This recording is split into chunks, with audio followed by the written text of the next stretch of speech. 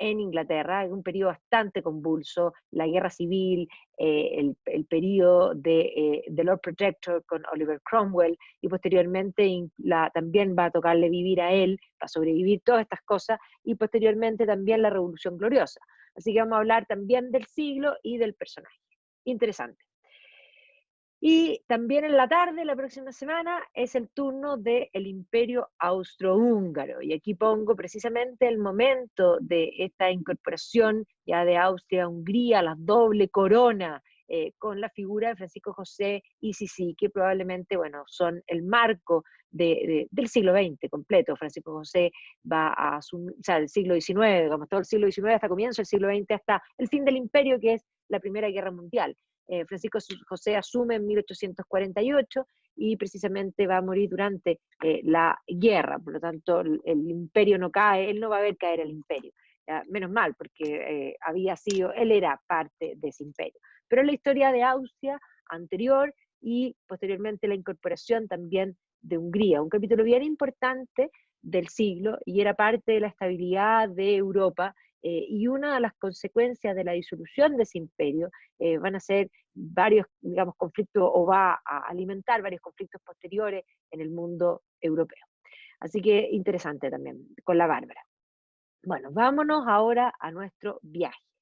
Ya hemos pasado Policía Internacional, viajamos, pero esto es fantástico porque viajamos de un segundo a otro. O sea, mientras estábamos contando todo esto, habíamos pasado por Policía Internacional, habíamos ido al Duty Free y aparecimos rápidamente en la ciudad de Florencia. Y además este viaje virtual nos permite no solo viajar en el espacio, sino que también en el tiempo.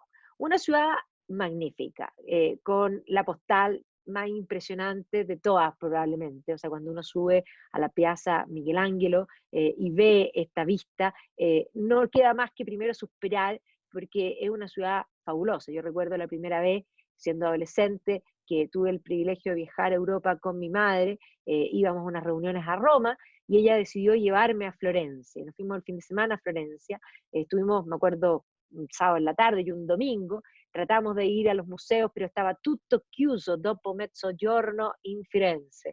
Así que no pude entrar a ningún museo, pero no importó, caminábamos por la ciudad y yo quedé obnubilada. Y quise saber tantas cosas de esta ciudad, de los palacios, los Medici. Es realmente un ejemplo de un periodo magnífico, de un lugar espléndido que fue esta República de Florencia. Las vistas por todas partes, el famoso Ponte Vecchio, es lo que nos permite visualizar e imaginar cómo eran los puentes sobre tantas ciudades que posteriormente fueron, digamos, eliminados, principalmente por la necesidad de tener que pasar las embarcaciones para el comercio. Pero estos puentes que tienen casas que se habitan sobre el río, el Ponte Vecchio es un poema, y además, obviamente, caminar y ver todas las joyerías, parte. El gran punto es poder caminar en el Ponte Vecchio. Y cuando digo esto, que estamos viajando sin gente, es magnífico porque uno llega ya, tiene tanta, de alguna forma, expectativa, y el turismo es algo, no es que sea, no es que haya turismo, hay una cantidad asombrosa de turismo, por lo tanto es muy difícil recorrer. La Santa Maria del Fiori con su cúpula se impone, la torre del Palazzo Vecchio, y en fin, cuánto podríamos decir de simplemente las vistas. O sea, esa foto es realmente lo que uno espera constantemente. Hay que decir, además, que Florencia tiene una importancia política fundamental, y lo que es la Plaza de la República, que es la parte más moderna, podríamos decir, de la ciudad, tiene que ver con el momento en que Italia se unifica, y en el momento en que Italia se unifica no va a lograr que Roma, porque todavía va a tener que pelear una última batalla con los estados pontificios, se convierta en la capital, y por lo tanto entre 1865 y 1871 Florencia va a ser la capital de Italia, de una Italia que ha surgido. Nos ubicamos aquí, por lo tanto, nos vamos hacia la Toscana, el norte, está al norte de Roma, al interior, y es precisamente el lugar de la ubicación de esta ciudad. Florencia fue fundada por los romanos, no es nada sorprendente porque efectivamente Roma va a surgir como ciudad, pero se va a extender sobre lo que es la península itálica, una de las características de Roma va a ser precisamente la fundación de ciudades. ¿ya? Y va a ser precisamente Julio César el que va a establecer un asentamiento de soldados en el año 59, al que va a llamar Florentia, ¿ya? Y de ahí, de alguna forma, va a ser básicamente un campamento militar. La época anterior ya a Julio César, y con Julio César, los distintos militares, caudillos, van a lograr tener ejércitos que van a ser obedientes a ellos, y eso va a desembocar finalmente la caída de la República Romana. Entonces, si vemos este mapa de Florencia actual, hay que ver que este es precisamente el lugar donde estaba la ciudad romana. Y la ciudad romana hoy día está perdida dentro de la ciudad que se va a construir posteriormente. Hay vestigios que se pueden observar, pero evidentemente una arena como esta que vemos aquí, que aquí habría estado, no existe. ¿Ya? Entonces, es una ciudad que va a seguir activa. Esto es básicamente, aquí está la Santa María del Fiori, y esto habría sido el espacio que habría ocupado la ciudad romana, más bien este fuerte romano, que habría tenido estas características propias de una ciudad romana, con su muralla, obviamente es un fuerte, este concepto de la muralla militar romana, del milites, va a ser lo que se va a extrapolar posteriormente en el concepto también de las ciudades amuralladas medievales posteriores, ¿ya? Este concepto de una ciudad cercada, con entrada y salida, protegida, con el foro en el centro, ¿ya? Y aquí en el fondo habitacional, y fuera de los muros, este concepto de dentro de los muros y fuera de los muros, que es un concepto muy romano per se, y que se mantiene en Roma. Roma, uno sigue hablando de intralemuro y extralemuro, ¿ya? Ahora, los muros de Florencia no son los muros de esta primera fundación, sino que hay muros en Florencia, y eso, vestigios más bien, pero son la ciudad medieval. Así que hay que imaginarse cómo habría sido esta ciudad, que evidentemente no tenemos. Pero sí, hay pedacitos de esta porta romana en Florencia, que era parte, porque efectivamente hoy día termina aquí y termina aquí, o sea, se dejó básicamente la puerta de entrada de, digamos, de esta Florencia romana. También debajo del Palazzo Vecchio y en algunas instalaciones, uno se puede encontrar con ruinas romanas por debajo. A la gran pregunta, el otro día estuvimos con unos primos conversando precisamente de este asunto: ¿por qué las ciudades se van quedando abajo? No es que las ciudades se vayan quedando abajo, sino que básicamente las construcciones anteriores se usan de cimientos para construir cosas nuevas. Entonces, lo que va sucediendo es que se va construyendo encima.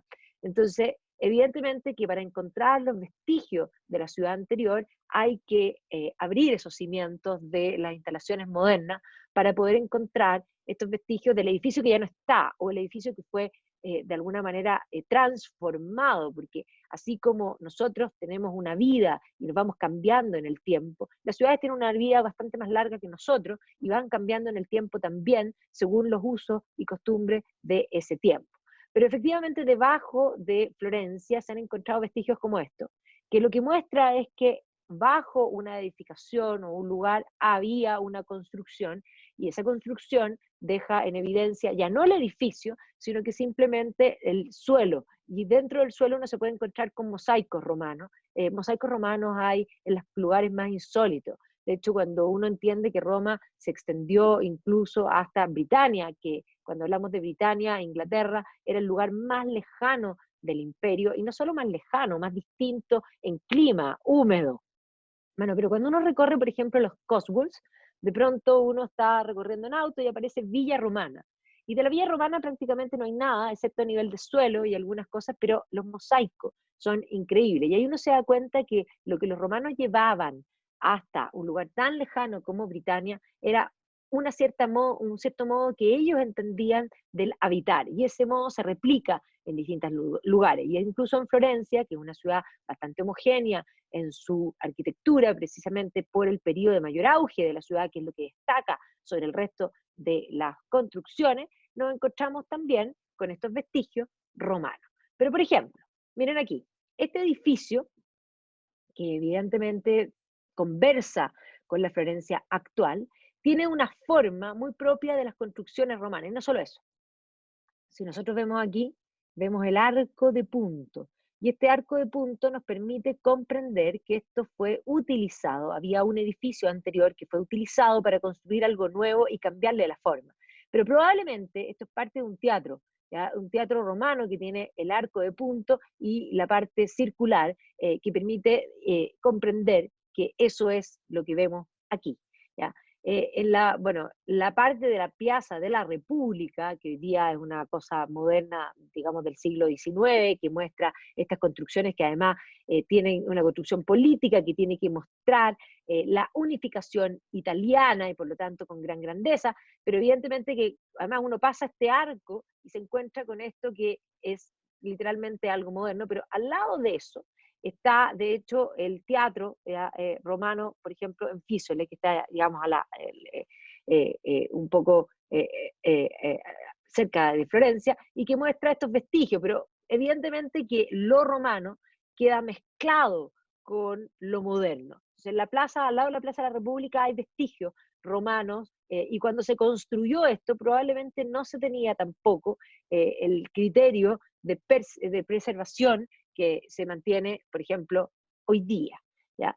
Hay que entender además que durante la época romana, no solamente en la época de la República, ya con la creación de Italia, después de la unificación, Florencia va a ser capital, sino que efectivamente en la época romana va a ser declarado capital de la provincia de Tuxia, en el siglo III, por el emperador Diocleciano, en la parte tardía del imperio, o sea, va a tener una labor también administrativa dentro del imperio romano. Ahora, el imperio romano de Diocleciano, ya es un imperio romano donde el cristianismo va a ir creciendo. Diocleciano, de hecho, va a ser el mayor persecutor de cristianos en el imperio, va a ordenar una persecución general contra los cristianos. Y Florencia también va a tener un capítulo importante en el cristianismo temprano. Aparece la figura de San Miniato, ya que va a ser considerado mártir, porque comprendamos que la historia del cristianismo, cuando todavía no es aceptado por el imperio, va a ser una historia de persecuciones, una historia que va a comenzar con persecuciones literarias y por lo tanto los cristianos van a escribir lo que son apologías, son apologetas. La apología significa defensa, defensa del cristianismo. Y evidentemente que cuando escribían una defensa terminaban siendo atacados y básicamente muertos. La razón del por qué los cristianos eran perseguidos dentro del imperio tiene que ver con que los cristianos no estaban dispuestos a poner a su Dios como otro Dios más dentro del panteón romano. Los romanos no tenían ningún problema de incorporar dioses. Es más, mientras más dioses mejor, mientras más favores de los dioses para con los emperadores, aún mejor. Pero además, en el tiempo, en el imperio, se va a ir estableciendo la deificación del emperador mismo. Entonces los cristianos, por una parte, no estaban dispuestos a poner a su Dios, ya que consideraban que su Dios era el único Dios en el panteón, pero tampoco estaban dispuestos a deificar al emperador. Y por lo tanto era vista el cristianismo como una religión sediciosa. Entonces, evidentemente que la persecución de cristianos va a terminar en el martirio, la defensa de esta fe ante la negativa de tener que adorar al emperador mismo, van a terminar muertos. Y por lo tanto el martirio, que de hecho desde temprano el primer mártir va a ser San Esteban, pero posteriormente tanto Pedro como Pablo van a ser mártires en la ciudad de Roma. Y el martirio se va a dar en distintos lugares y los primeros santos cristianos tienen que ver con estos mártires. Y por lo tanto, Florencia se va a hacer en este minuto de su gran patrono, que va a ser San Miniato. Entonces, va a ser, de hecho, muerto, decapitado, alrededor del 250 en lo que es hoy día la Piazza de la Signoria. ¿Ya? Y evidentemente esto, bueno, dije que el mayor persecutor de cristianos es Diocleciano, pero ya Decio, que es anterior, va a comenzar las persecuciones totales, porque las persecuciones violentas anteriores eran locales. Nerón, digamos, circunscribió la persecución en la ciudad de Roma, precisamente después del incendio. Entonces se persiguió a los cristianos en Roma en ese minuto. Pero posteriormente esto se va a ir generalizando y San Miniato va a caer ya en la época de Decio. ¿Ya? Ahora, efectivamente la leyenda, aquí se teje un poco y se combina la historia y los hechos verídicos, que tenemos certeza que sí lo son porque fuentes mencionan esos hechos, con la tradición oral, que muchas veces se mezcla con la leyenda misma. Entonces, la leyenda cuenta de que, y aquí evidentemente solo ver lo que dice la leyenda pasa, es evidente que no es así, que San Miniato, después de ser decapitado, habría recogido su cabeza, poco probable, y que había caminado, en el fondo, por el río Arno, y que habría llegado en el fondo a una eremita que estaba en una colina que se llama el Mons Fiorentinus, ¿ya? Y que ahí se habría quedado básicamente para cuidar, podríamos decir, en el concepto de patrono, esta ciudad. Y posteriormente, no en este periodo, no en el siglo III, se va a construir en esa colina en lo que es la Basílica de San Miniato, que después vamos a hablar de la parte ya del comienzo del Renacimiento, y evidentemente este patrono va a ser elogiado en este lugar como una historia, o parte de la historia importante. O sea, se recoge esa mitología, porque evidentemente San Miniato no recogió su cabeza ni caminó ahí. Pero sí es probable que esa historia tenga algo de verdad, que los seguidores de San Miniato hayan recogido su cabeza y la hayan llevado a esta colina. La tradición oral y la mitología, la leyenda, siempre tiene algo de verdad. Ahí vemos la vista de San Miniato, un lugar que vale la pena visitar no solo por el sentido sacro que tiene para Florencia, sino que también por la posibilidad de ver estas vistas de la Toscana sobre las colinas, que efectivamente son parte de la gran belleza de esta zona. Y ahora, si uno a esto le agrega una terracita con un buen Chianti en la mano, puede ser cercano al paraíso, ¿cierto?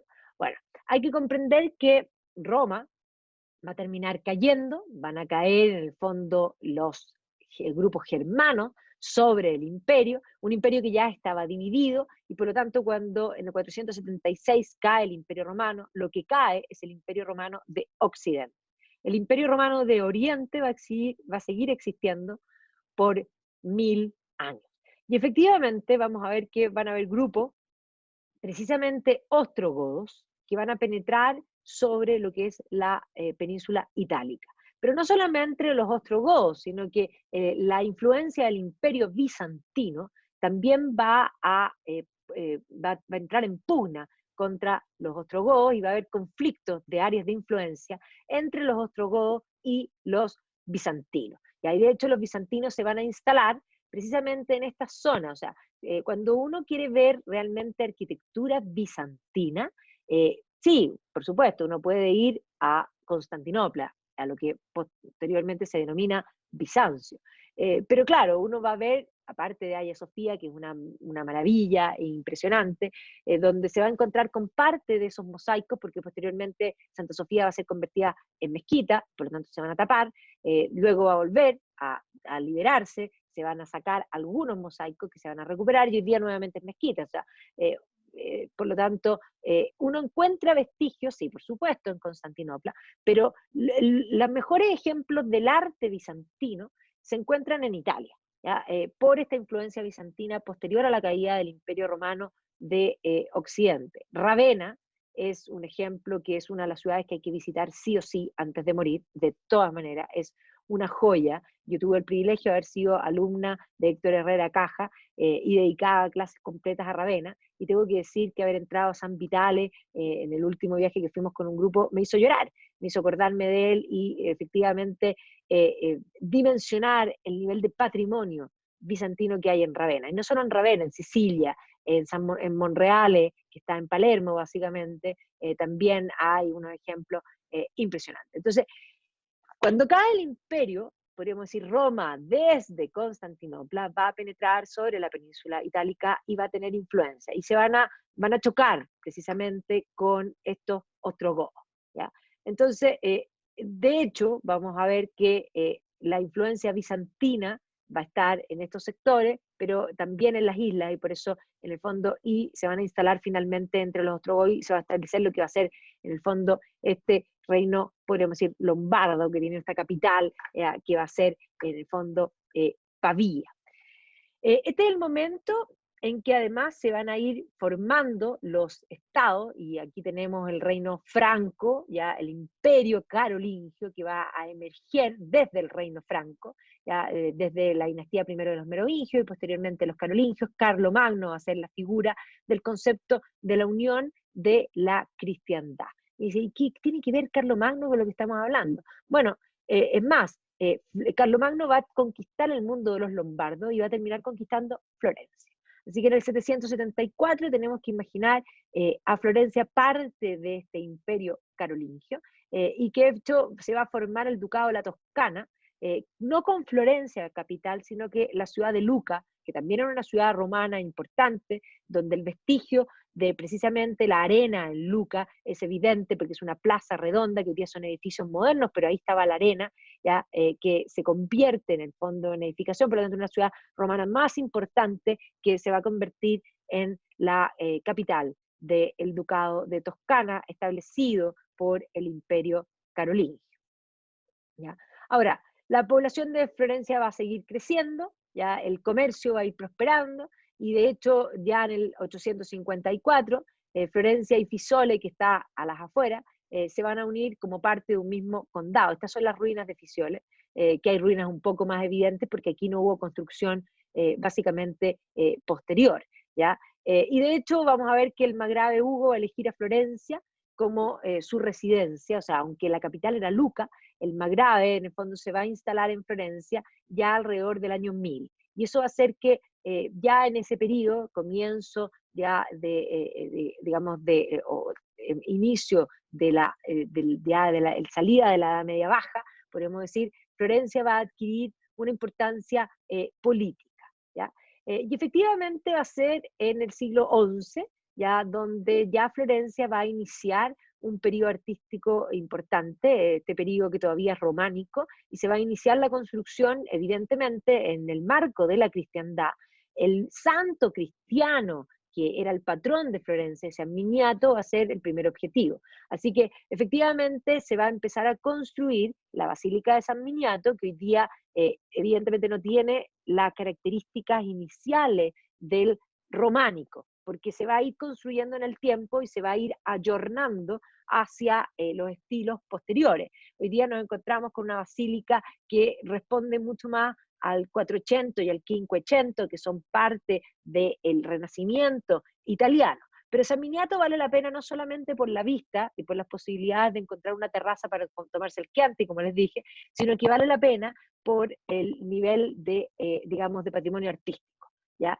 Aquí nos encontramos con, como San Miniato es más temprano, nos encontramos también con los primeros frescos y con los primeros inicios de lo que va a caracterizar a Florencia, que es el Renacimiento. O sea, viajar a Florencia es viajar en el tiempo al periodo de auge artístico del llamado Renacimiento italiano. Florencia va a ser la cuna, básicamente, del Renacimiento. Y por lo tanto, en estos frescos tempranos, que ya lo vamos a ver a través de algunos ciudadanos importantes de Florencia, como Giotto de Bondone, que va a hacer obras en Florencia, pero también fuera de Florencia, y es parte de la exportación, podríamos decir, de este Renacimiento italiano. Los primeros vestigios nos encontramos aquí en San Miniato. ¿Y qué es lo que vemos también, en el fondo, en estos artistas, que se parece bastante digamos, al concepto de Giotto? Vemos la perspectiva que comienza a iniciar, una perspectiva lineal que todavía tiene errores, podríamos decir, pero que sí trata de representar las tres dimensiones. La proliferación de los colores y este nuevo tipo de arte que va directo al muro, el fresco. ¿Ya? Aquí en San Miniato uno se puede encontrar con este techo de los evangelistas, que evidentemente muestra además las formas, las distintas formas que adquiría la representación simbólica de cada uno de los apóstoles, y, o sea, básicamente más que los apóstoles, de los evangelistas, Mateo, Marcos, Lucas y Juan. Entonces, aquí en San Miniato nos encontramos con varios de este inicio de este renacimiento y que posteriormente va a, digamos, a arreglarse la iglesia románica inicial, va a, podríamos decir en buen chileno, a enchularse al estilo en el fondo posterior. Pero en el interior de San Miniato, independiente que el mármol y podríamos decir el dibujo en mármol que es propio del 400 y 500, la ornamentación dibujada en mármol, se puede ver el arco de punto y el tipo de basílica que corresponde a, en el fondo, los pilares romanos. Cuando hablamos de románico, el románico es un arte que va a emerger del arte romano y que va a tener un sentido, en el fondo, ya dentro de la cristiandad, tomando el arco de punto, es el arco redondo y la columnata romana, llevado, en el fondo, a este concepto de basílica. Entonces, se puede ver en San Miniato esa forma anterior, que tiene que haber sido más bien piedra propiamente tal, y no tanto mármol dibujado. ¿ya? Sobre todo el techo, me parece que es una joya que vale la pena. O sea, San Miniato es un lugar que hay que visitar en Florencia, pero que está a las afueras y por lo tanto implica no ir caminando, básicamente. Ahora, aquí tenemos una vista del siglo XI al siglo XII, podría ser, en el fondo digamos, de Florencia, que está dentro de uno de los frescos y que básicamente ya se ve ciertas cosas. ¿Ya? El batisterio, por ejemplo, que aparece aquí no está, la Santa María del Fiori, como la vemos, que tendría que estar aquí con su cúpula, porque no estaba la cúpula todavía, y se ven las torres, muchas torres, ya muchas torres, y vamos a hablar de las torres que eran propias de la competencia de este periodo medieval temprano. Pero el batisterio sí estaba. Evidentemente que el batisterio se va a ir enchulando en el tiempo. Así que aquí vemos el batisterio, un edificio en el fondo octogonal, digamos, imponente, pero además magnífico en su interior. ¿Ya? En su interior vemos la influencia de este arte bizantino, con el Pancreator en el fondo un dios triunfante, resucitado. La diferencia entre el arte bizantino y el arte cristiano occidental es que el arte cristiano occidental va a optar por el símbolo de la cruz, y posteriormente la influencia barroca tardía va a ser esta cruz sufriente, el Cristo crucificado. En cambio, el mundo bizantino va a usar el símbolo del Cristo resucitado, ya que eso se refleja, digamos, en concepción no solamente del arte, sino que en una concepción del cristianismo que tiene un componente distinto. Entonces, el arte bizantino, con estos pies que básicamente flotan, porque eso es lo primero que diría Héctor Herrera, en el fondo la idea de la trascendencia, representada artísticamente en el arte, el dorado, ¿ya? Es parte. Ahí está el Pancreator, que evidentemente muestra las llagas de la cruz, no podemos olvidar la cruz, pero básicamente el cristianismo se sienta en la idea de que Cristo resucita, no simplemente muere en la cruz. Entonces, aquí hay un ejemplo clarísimo de arte, de influencia y podríamos decir políticamente viendo así, de la pugna de las áreas de influencia entre este mundo bizantino, ostrogodo, lombardo, podríamos decir, que se va a dar en esta zona. O sea, las influencias artísticas se plasman. El batisterio es un lugar que es necesario ir y además ver, porque aquí aparece un juicio final, y evidentemente dentro de los juicios finales, y no es invención mía, la tradición artística va a pintar a la derecha de Dios, en el fondo el cielo, y va a pintar a la izquierda de Dios el infierno. Y efectivamente los infiernos son un poema, a mí me encantan, yo tengo en Pinterest, para que me sigan, si me quieren seguir, yo hace mucho tiempo que no posteo, pero en algún minuto posteé bastante, en Pinterest tengo varios digamos, carpetas, y una de ellas se llama Inferno. Los infiernos son realmente magníficos, porque es el cómo visualizar el concepto del sufrimiento perpetuo, ¿ya? Porque eso es. ¿Ya? Nosotros vivimos una vida que tiene alegrías y tiene sufrimiento, pero el infierno, más que un lugar caliente donde efectivamente nos quememos, el concepto de lo caliente y quemarse tiene que ver con esa conceptualización artística del sufrimiento perpetuo. Entonces es tremendamente interesante ver cómo a lo largo de la historia esto es visualizado. Y aquí tenemos un ejemplo magnífico en el batisterio de Florencia de uno de estos infiernos. Independiente de eso, el edificio mismo también es tremendamente interesante, y uno puede ver aquí un poco la historia misma de la ciudad. El batisterio es temprano y por lo tanto uno puede ver la columnata romana y cómo esto se va modificando y podríamos decir ornamentando en el tiempo. Incluso a través de las ventanas uno puede ver pedazos de lo que era el románico puro, que tiene que haber estado antes de que apareciese en el fondo toda esta ornamentación. Entonces de pronto uno tiene que dedicar un espacio, ojalá fuese así, que uno pudiese entrar a un batisterio vacío, siempre está lleno de gente y lleno de ruido, pero efectivamente el batisterio es un lugar pequeño, pero que tiene gran cantidad de información, no solo artística, sino que también histórica. Y aquí vemos una representación medieval temprana, ¿no es cierto?, que muestra a este batisterio, que ya tiene una cierta ornamentación, o sea, uno puede decir cuán temprano comenzaron a insertar el mármol, digamos, con distintos colores para la ornamentación. Bueno, eso es relativo. Y aquí vemos esta otra representación también medieval que ya habíamos visto un poco en el fresco que les había mostrado antes, pero esto es de otro, digamos, de un texto, y aparece también el batisterio y aparece el concepto de las torres. Hoy día en la Toscana, la ciudad de las torres es precisamente San Gimignano. ¿Ya? San Gimignano es una pequeña ciudad, digamos, cerca incluso de Florencia, pero que tiene muchas torres. Las torres va a ser una de las cosas propias del periodo medieval, la competencia, donde todavía básicamente hay un feudalismo, no hay el rey no es más importante que los distintos señores, pero también dentro de las ciudades que van a ir surgiendo, las distintas familias van a mostrar su importancia a través de la competencia. Y una de las competencias que van a surgir en las ciudades va a ser la construcción de torres. Mi casa, es urbana, va a construir una torre para mostrar su poder, pero no solamente para mostrar su poder. Cuando nosotros leemos Romeo y Julieta, nos damos cuenta que esta historia de Shakespeare, ambientada en Verona, no en Florencia, no en San Gimignano, nos da información sobre esto mismo. Y esa información que nos muestra Shakespeare nos muestra la pugna entre familias, ¿no es cierto? Los Capuleto y los Montesco, que están dispuestos a matarse unos con otros. Bueno, básicamente esa historia, y hay que comprender la pasión italiana para comprender que eso era así, ya era y es, ojo, así.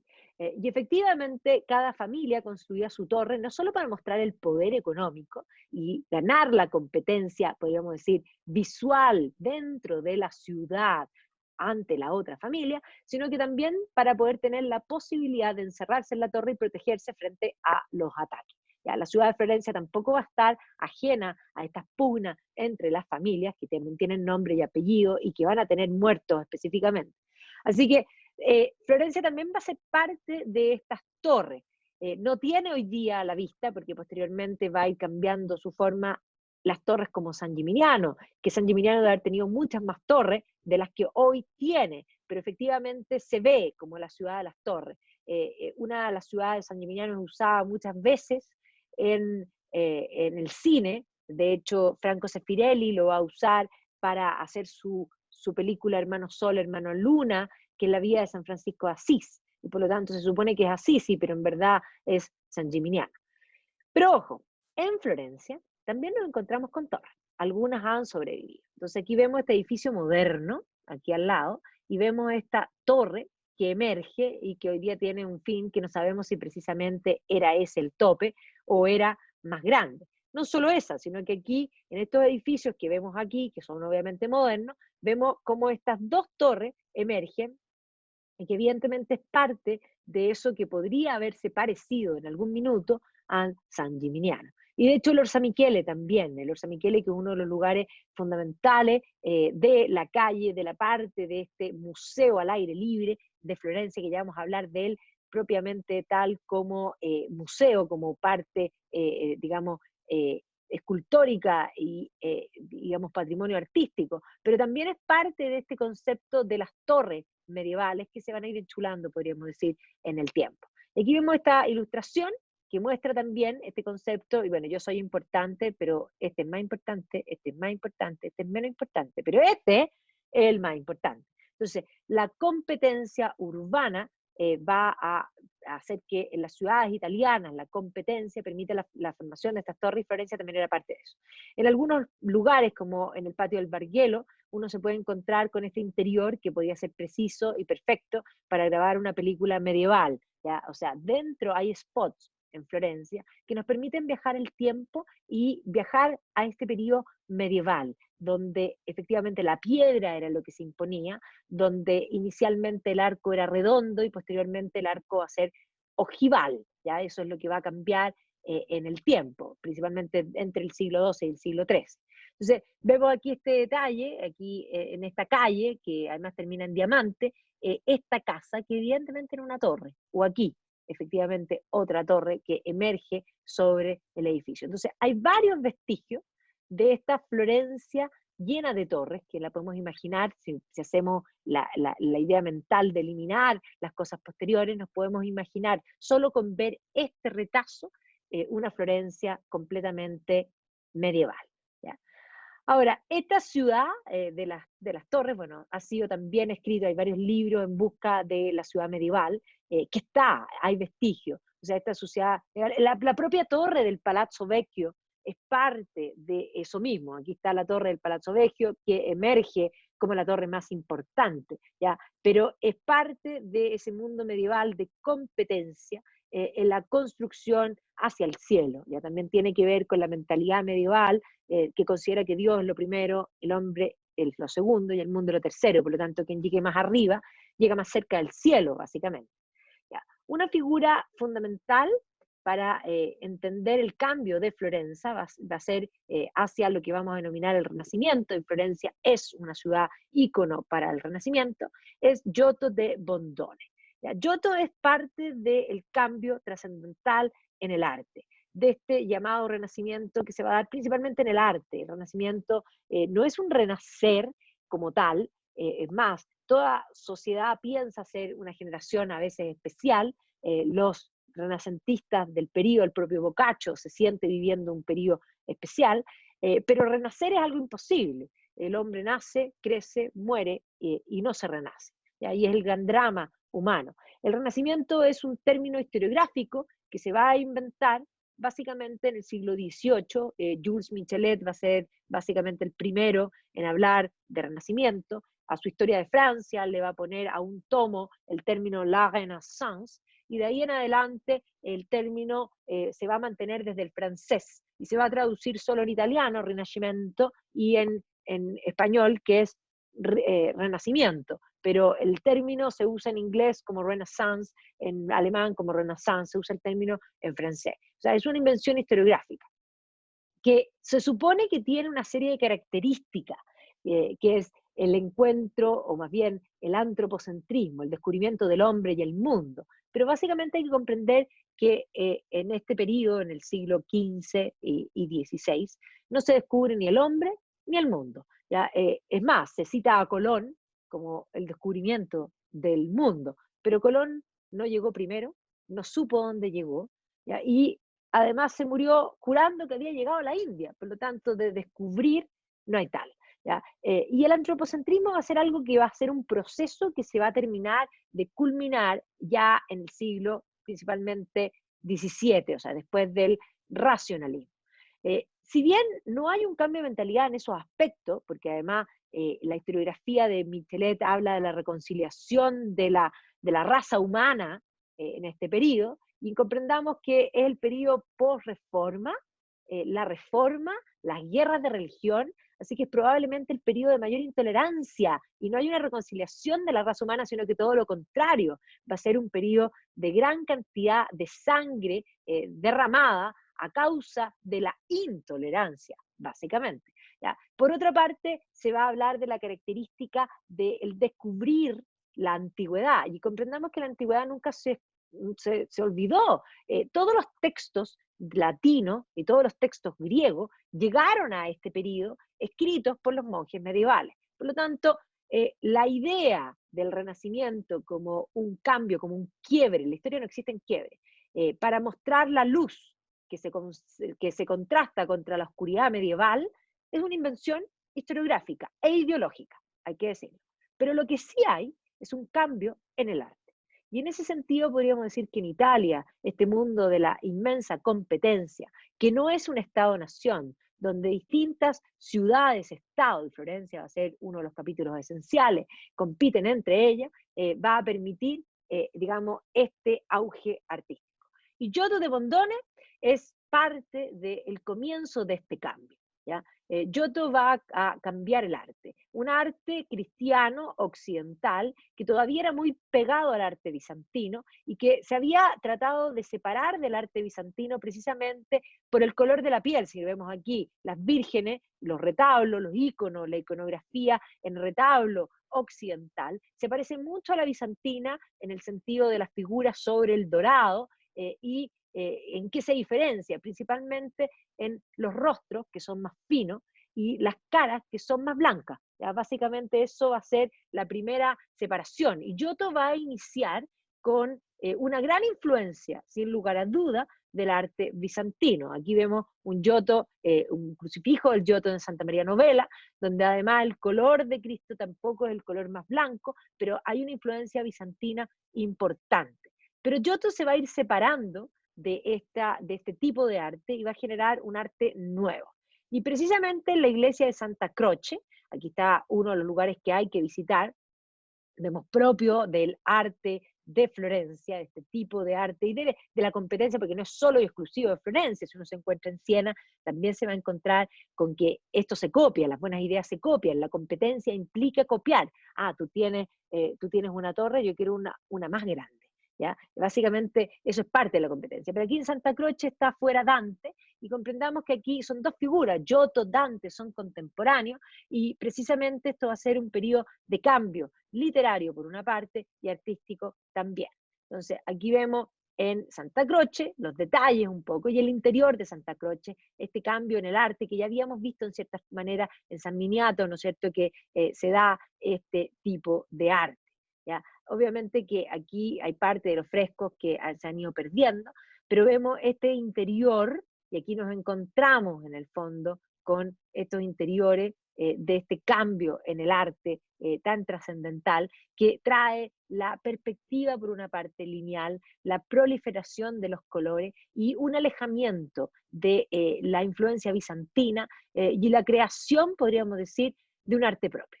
¿Ya? Santa Croce es completa y por lo tanto uno tiene que ir capilla por capilla para encontrarse no solamente con Giotto, sino que también con otros artistas que podríamos decir también competían entre ellos. Y sí, se copiaban, porque uno dice, bueno, ¿cómo sabe uno que uno es Giotto y que otro es otro? Porque van a ir encontrando un sello personal.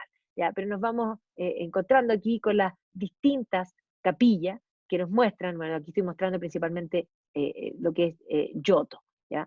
Que nos muestran este cambio en el arte. ¿Ya? Aquí aparece, por ejemplo, uno de los más importantes, la muerte de San Francisco. Giotto va a tener algo particular con San Francisco, posteriormente se va a trasladar a Assisi y va a ser toda la catedral de Assisi, todos los frescos de la vida de San Francisco son de Giotto. ¿Ya? Pero aquí vemos no solamente en el fondo la forma de tratar el arte, digamos, sino que un realismo distinto a lo que era el arte bizantino, una tercera dimensión, como podemos ver con la profundidad, estas personas están más adelante que atrás, o sea, empezar a trabajar lo que va a ser una de las características del Renacimiento italiano, que va a ser precisamente la incorporación de la perspectiva. Miren aquí cómo el intento de Giotto de poder mostrar que estas murallas están más atrás, que sin duda aquí falta todavía la perspectiva lineal, porque este es el primer intento de incorporar la perspectiva al arte. Esta idea de poner a esta gente dentro de un espacio, y por lo tanto aquí se juega evidentemente digamos, estos techos. Hay, evidentemente, insisto, errores en la perspectiva, pero en las distintas capillas aquí dentro de Santa Croce nos podemos dar cuenta de eso. Aquí está la Ascensión de San Juan, y también el incorporar la arquitectura a la pintura. Ya recordemos que se abandona esa idea bizantina del fondo dorado solo, sino que ahora hay una escenografía y un escenario que se incorpora también en el arte. Miren aquí, por favor, o sea, el templo, ya completamente en el fondo incorporado y además incorporado al edificio mismo, ya que eso va a ser muy propio del arte del llamado Renacimiento. ¿Ya? Aquí hay varias postales que podríamos decir que aparecían muchas veces cuando nosotros, bueno, aquí los que estamos presentes podemos hablar de esto, cuando se mandaban las tarjetas de Pascua. Uno de los beneficios de las tarjetas de Pascua era que se centraba muchísimo en el arte del Renacimiento italiano. Y cuando uno mostraba los cuadros, sobre todo alumnos jóvenes, habían visto los cuadros. Y el gran drama hoy día es que hoy día uno hace clase digamos, a jóvenes y muestra los cuadros y no los han visto nunca. Entonces, hay muchos lugares comunes que nosotros sí tenemos en la mente mentalmente debido a esa costumbre de enviar, en el fondo, las tarjetas postales. En este periodo, Giotto también va a ser quien va a construir y que va a ornamentar lo que es el campanil de la Santa María del Fiori, que en ese entonces no tenía todavía cúpula. Hoy día todo conversa como un conjunto armónico, y básicamente Brunelleschi, que va a trabajar posteriormente en la Santa María del Fiori, va a trabajar de acuerdo al estándar dejado por Giotto. ¿Ya? El campanile es importantísimo porque es lo primario dentro de la Santa María del Fiori. Subir al campanil tiene vistas, sí, pero es muy pequeño lo que uno ve desde arriba. Pero yo soy partidaria de que en estas ciudades, mientras se pueda, uno tiene que subir a toda torre que haya, ¿ya?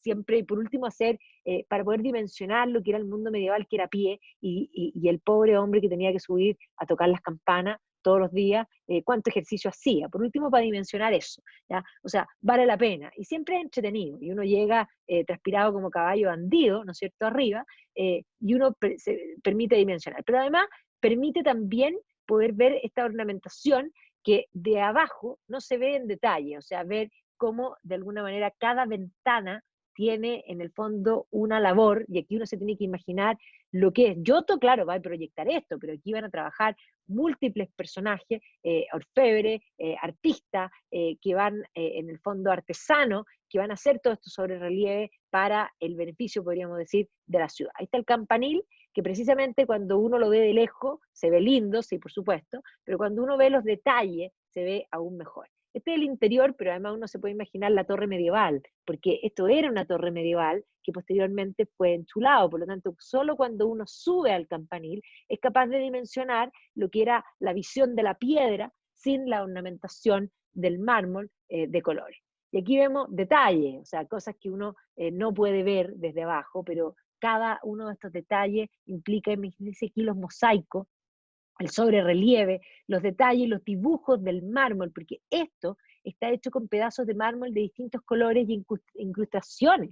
O sea, es un trabajo realmente asombroso. Y es lo mismo que uno encuentra en el fondo aquí también, en algunos, en el fondo el detalle, aquí está, hay montones de símbolos que uno podría dedicarse a estudiar completamente lo que quiso mostrar yo. Pero aquí está Jonás, y a Jonás se lo comió la ballena, tal igual, a Jonás se lo está comiendo la ballena. Así que ahí vemos el campanil, que hoy día conversa íntegramente con la Santa María del Fiori y con el batisterio que está al frente, que tiene una ornamentación distinta, colores diferentes, pero que armónicamente conversan y hacen esta plaza impresionante. En la Plaza de Santa María Novella, otra iglesia, Florencia está llena de iglesias, y sí, hay que entrar a todas, incluso a las que no están lindas, porque hay algunas que están lindas por fuera y otras que nunca fueron completadas. Y esas que no fueron completadas al interior también tienen tesoros, ¿ya? Pero estas que están completadas, vale la pena primero admirarse del trabajo, no solo de los detalles. Piensen esto es una cosa impresionante de las incrustaciones de piedra, ¿ya? Hay que imaginarse cuánto cuesta hacer eso para poder llegar, no solo en valor, en dinero, en trabajo, en dedicación, en precisión, en motricidad fina, ¿ya? Es una cosa realmente admirable. Bueno, y aquí también nos encontramos con otro de los grandes del comienzo de este renacimiento. No es Giotto, sino que es Masaccio, que es otro de los grandes, donde también en Masaccio vemos esta perspectiva lineal, la incorporación de la arquitectura dentro de, digamos, de este fresco, que de alguna manera trata de pintar como si fuera parte del edificio, ¿ya? Y también el cambio en los colores, el cambio también en los pliegues que empiezan a aparecer por primera vez, un intento hacia un arte que se va a ir tornando más realista.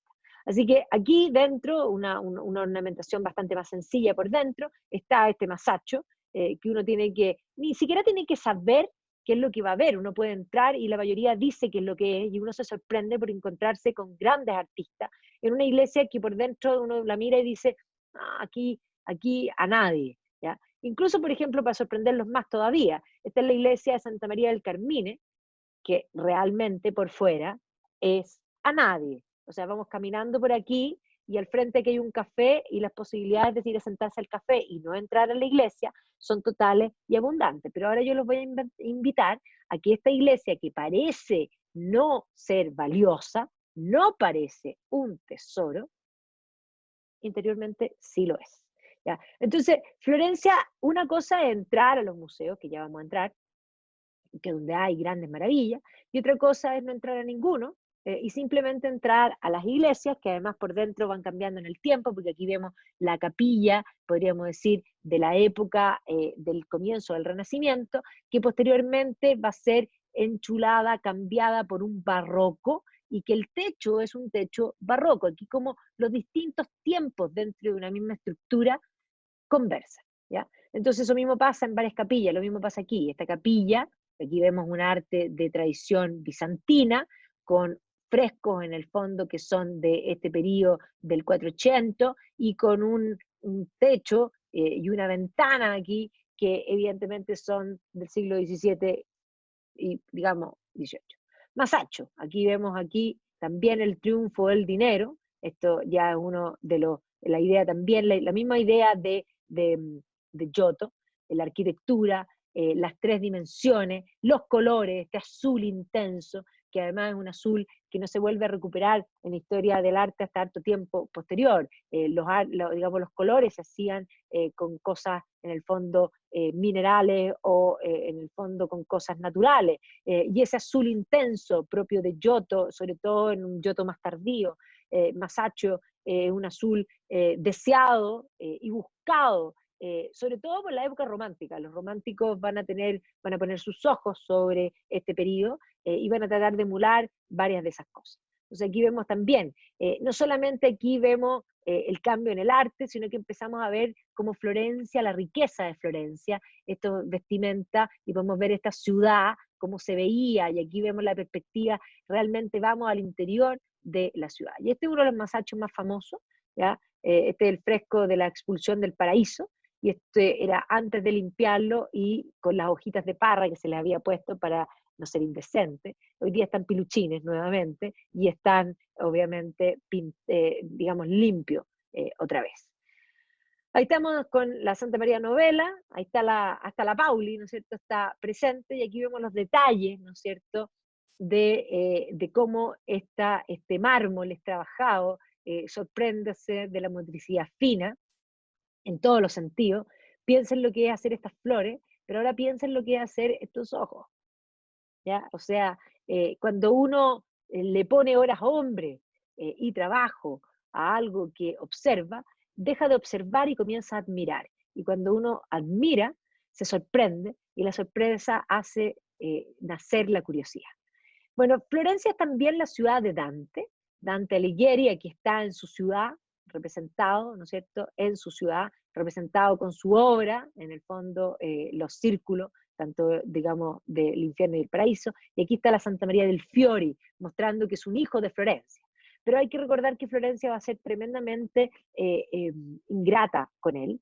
Él va a ser parte de un conflicto entre el Papa y el emperador, los llamados Güelfos y Ghibellino, ¿ya? Y efectivamente los ghibelinos apoyaban al emperador, los güelfos apoyaban al papa, van a triunfar los güelfos, y precisamente esta pugna también se va a dar en Italia en el concepto de los güelfos blancos, y Dante va a terminar siendo expulsado de su ciudad y va a terminar viviendo en Ravenna, y va a morir en Ravenna, y en Ravenna está su tumba, ¿ya? Pero efectivamente es un hijo de Florencia, él va a sentir el destierro, él va a sentir no estar en Florencia, él va a admirar a Florencia, va a amar a Florencia, él se casa, tiene su familia, está su casa, ¿ya? Pero también está su inspiración, su amor. Aquí está una representación del Ponte de Santa Trinidad, en el momento en que Dante habría visto, no es más que eso en su vida, a Beatrice, ¿ya? Beatrice es en el fondo la inspiración literaria de Dante, un amor platónico, un amor al que probablemente ni siquiera conoció mayormente,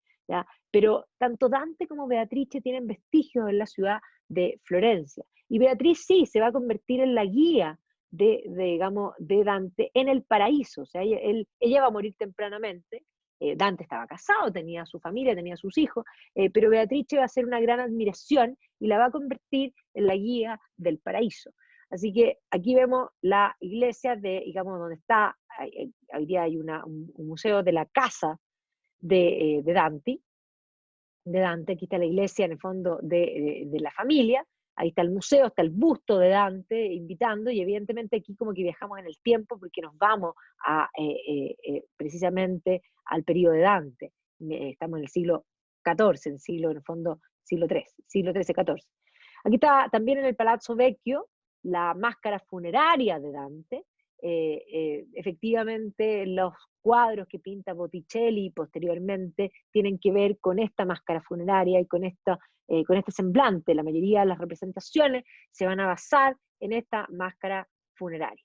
¿Ya? Pero aquí está también el Palazzo Portinari Salviati, que es un lugar que iría donde hay eventos, que era sin duda, bueno, era la casa de Beatrice, que no debe haber sido así en la época, en el fondo, de Beatrice propiamente tal, pero sí es el lugar donde había estado. Podríamos decir, físicamente, si Dante la admiraba, tiene que haber caminado por ahí. Solo sorprenderse con eso, con la admiración del poeta, con la admiración de su obra, la Divina Comedia, y al admirarlo, imaginarse que el mismo suelo que uno pisa es el suelo que pisó Dante, hace que de alguna manera Florencia sea una ciudad sagrada. Y lo mismo Ravenna. Aquí está la tumba de Dante en Ravenna, que evidentemente dentro de los tesoros que hay que ver en Ravenna, que son tesoros de corte bizantino, maravilloso, una cosa realmente impresionante, esto pareciera ser bastante ajeno, pero es la tumba de Dante, ¿ya? De un gigante emulado y copiado en la historia de ahí en adelante.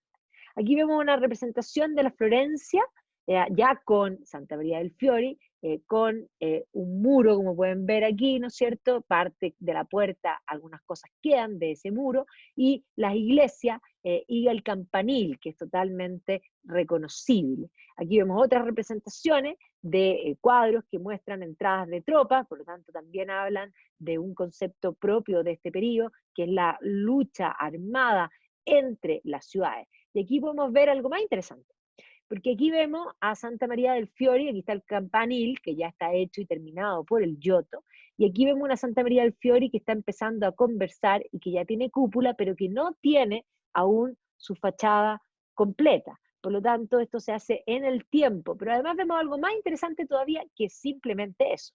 Aquí vemos que en la plaza están sucediendo muchas cosas, que hay un señor tirado en el suelo, ¿ya? Que de alguna manera vemos a gente en el fondo caminando, que nos hace imaginarnos el ambiente, ¿ya? Digamos, de esta época, donde sucedían muchas cosas. ¿Qué sucedió aquí? Bueno, podríamos decir parte de las pugnas, tal vez, entre familias y peleas callejeras, que han sido siempre parte. Una de las cosas importantes que hay que comprender es que Florencia va a empezar a ganar importancia por el mercado de la lana. Y específicamente en muchos lugares de Florencia nos encontramos con esta ovejita que tiene una bandera y que efectivamente muestra lo que es el gremio, ¿ya? De los laneros, ¿ya? Que son los Chiompi, ¿ya? Y aquí vemos otra representación. ¿Ah? ¿Qué es eso?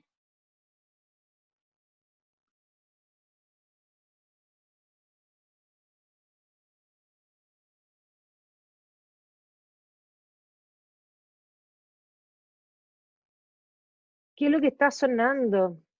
Espérame un segundo, al tiro soluciono eso.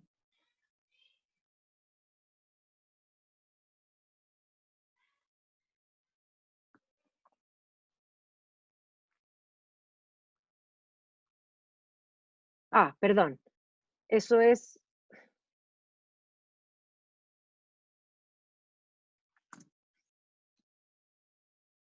Al tiro vuelvo. Espérenme. Nosotros no Ay, vimos nada, ¿ah? no, yo oigo... Perdón, ya ahí está. Ahí estaba volviendo. Están viendo algo nada que ver. Pero es que se volvió loco el computador. Ahí está. Volví. Ya, de pronto empecé a escuchar una clase de inglés de mi hijo. Ya, ok. Vuelvo atrás. ¿Me escuchan bien? Sí. ¿Sí? Perfecto, se escucha Ya. perfecto.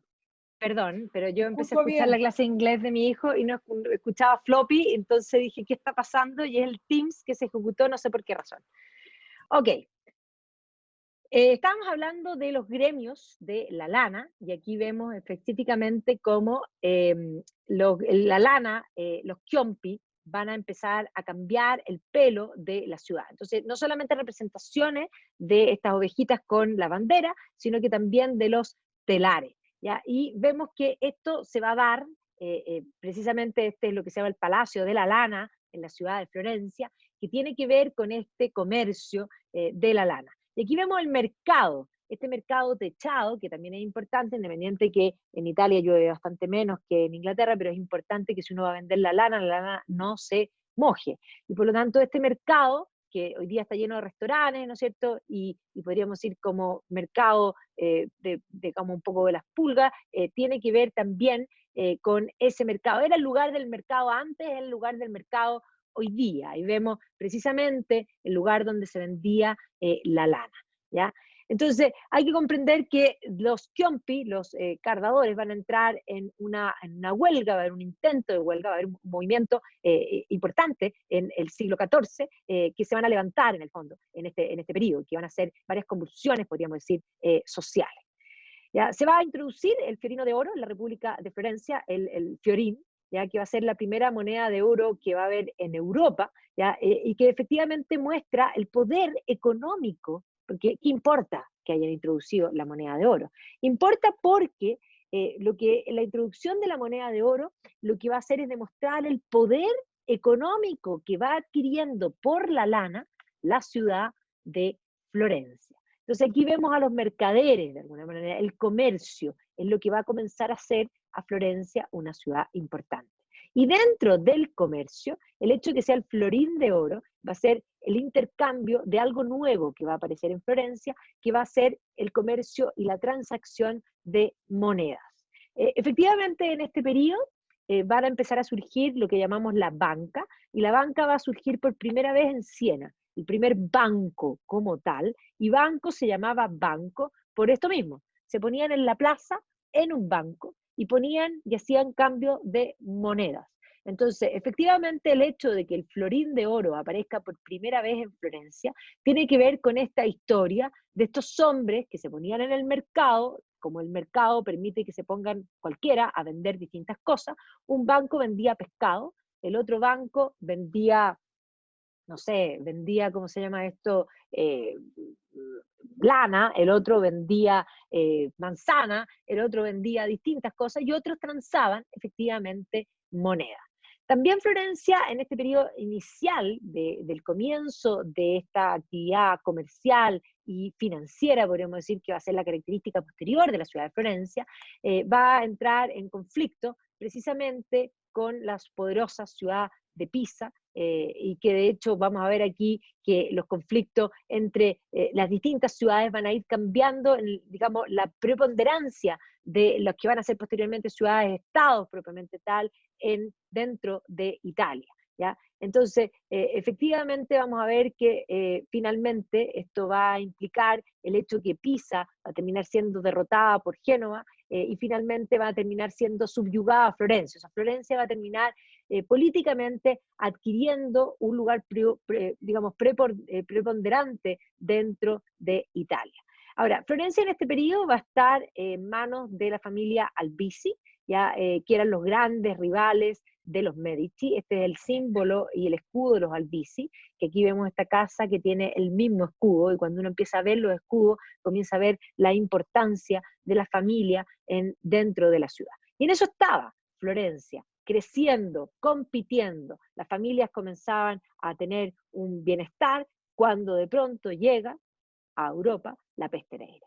Y la peste negra va a matar a la mitad de la población europea, va a atacar en el fondo, 1347 a 1350, es una infección, o sea, básicamente es una bacteria, se piensa hoy día que es una bacteria, algunos sostienen que es un virus, pero no lo pueden probar, porque aunque exhumaron cadáveres, el virus no sobrevive desde el siglo XIV hasta hoy día.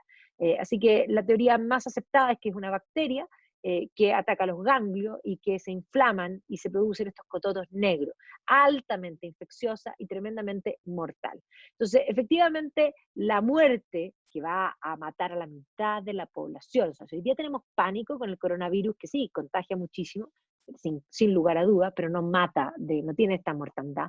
Hay que comprender que el siglo XIV va a quedar con un impacto psicológico no menor. todo va a ser empapado por la muerte. La muerte va a ser representada triunfante, se le van a escribir poemas a la muerte, van a aparecer el ars morandi, el arte de morir, va a aparecer oraciones como la ira de Dios, o Dios te salve, Reina Madre, que te pide, oh clemente, oh piadosa, oh dulce Virgen María, vuelve a nosotros tus ojos misericordiosos, nos estamos muriendo, ¿ya? Y efectivamente esta es la representación, esta es una daga del siglo XIV que tiene a la muerte en el primer plano. Este siglo XIV es un siglo que comienza a sentir que la vida y el tiempo se les va de las manos, así como nosotros hoy día sentimos que el tiempo nos mastica la vida, porque los días pasan, son todos iguales y pasan rapidísimo. Bueno, esta misma sensación en un mundo que no tenía cómo medir el tiempo va a hacer que aparezcan los relojes astronómicos. Este es el reloj de Praga y esta es la esquina del reloj de Praga, o sea, la muerte.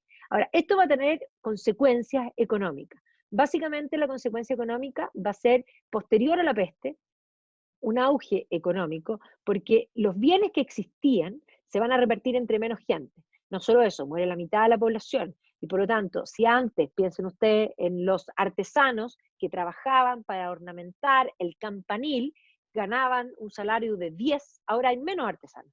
Y por lo tanto, la oferta laboral va a ser menor a la demanda laboral. Y eso va a implicar que los salarios reales suban.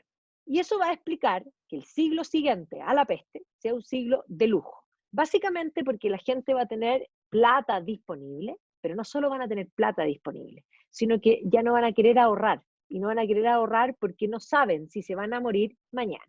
Entonces, el siglo siguiente va a ser un siglo, el Renacimiento, el llamado Renacimiento, un siglo de lujo, el siglo XV, el siglo XVI, van a tener un esplendor económico debido a el impacto en la muerte de la cantidad de población de la peste negra. Esto además va a implicar la invención de nuevas cosas, como va a ser la imprenta, porque se murió todos los que copiaban los libros, y Gutenberg va a combinar los tipos móviles chinos con las prensas del vino y va a crear la imprenta. Y por lo tanto, si antes había libros disponibles, esos libros disponibles eran en el fondo hechos a mano, sobre cabrito, en velum, y por lo tanto era un trabajo tedioso, difícil y muy demoroso. Bueno, ahora con la invención de Gutenberg se van a imprimir 1000 y tantas Biblias de una sola vez. Y esto se va a mostrar claramente, rápidamente, porque además Gutenberg va a perder su invento en vida, no va a alcanzar a vivir ninguna, de hecho le van a quitar la imprenta antes de que, porque no puede pagar las deudas, tenía un crédito que Furch se lo va a hacer cobrar, y por lo tanto vamos a ver que las imprentas van a proliferar, y va a ser en las ciudades italianas y desde Venecia específicamente, donde Aldus Manutius va a inventar esta letra antica, va a inventar esta idea de imprimir los libros clásicos y va a permitir que a través de estas impresiones los libros estén disponibles para todos. Este es un cambio radical.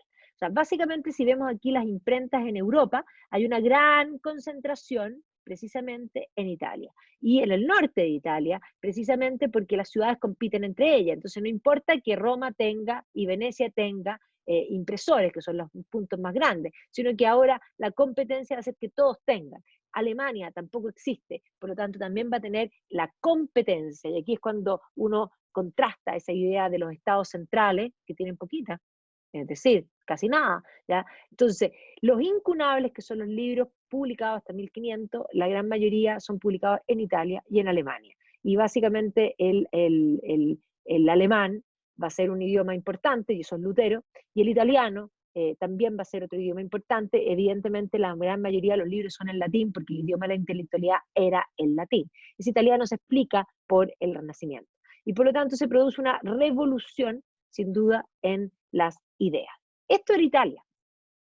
Esto es Florencia, esta es la República de Florencia, que ahora no es solo la ciudad de Florencia, sino que es una ciudad-estado que tiene en el fondo un territorio más allá de la ciudad misma.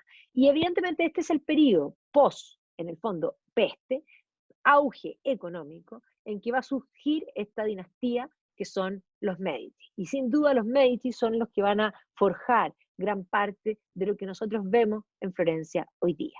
Parte con Cosimo el Grande, ya Cosimo de Medici, que va a iniciar en esta casa, esta es la villa de los Medici, ya, donde van a iniciar como familia, y evidentemente van a iniciar como familia transando en monedas ya en la ciudad de Florencia. Este es en el fondo el Palacio Medici Riccardi, ya hoy día obviamente una arquitectura posterior al auge de la familia misma. ¿Ya? Y evidentemente vamos a ver que esto se va a convertir en una dinastía, ¿ya? Desde Cosimo, Piero va a ser el siguiente que va a gobernar, y posteriormente Lorenzo. ¿Ya? Y precisamente este periodo va a ser el periodo de la mayor construcción de, digamos, de Florencia en su fisonomía actual. Aquí está Lorenzo el Magnífico, este también es parte del arte del Renacimiento florentino, precisamente ensalzando a la familia Medici. Ya los Medici van a comprender que el arte es una forma de competencia más. Este es el escudo de los Medici que se encuentra por muchas partes dentro de Florencia. Dentro de esta generación de los Medici, también de los hermanos, va a estar Giuliano. Giuliano va a ser muerto por las competencias familiares contra la familia Pacci. Los Pacci van a matar a Giuliano de Medici, y posteriormente van a venir las vendetas, muy propio de Italia. Y posteriormente van a haber, en el fondo, línea menor dentro de los Medici, y Florencia va a dejar de estar en manos de los Medici porque va a caer en manos de Savonarola. Savonarola va a ser un monje dominico que va a considerar que la vida en Florencia es una vida licenciosa, es una vida del pecado, y va a instaurar una teocracia puritana, católica, sí, pero puritana. Puritanismo significa considerar pecado lo que no lo es, va a prohibir todo, va a organizar la llamada hoguera de las vanidades, donde el propio Botticelli va a terminar quemando cuadros de él, ¿ya? Y por lo tanto va a ser una cosa realmente tremenda. Y va a terminar finalmente Savonarola quemado en la plaza pública, está la muerte de Savonarola.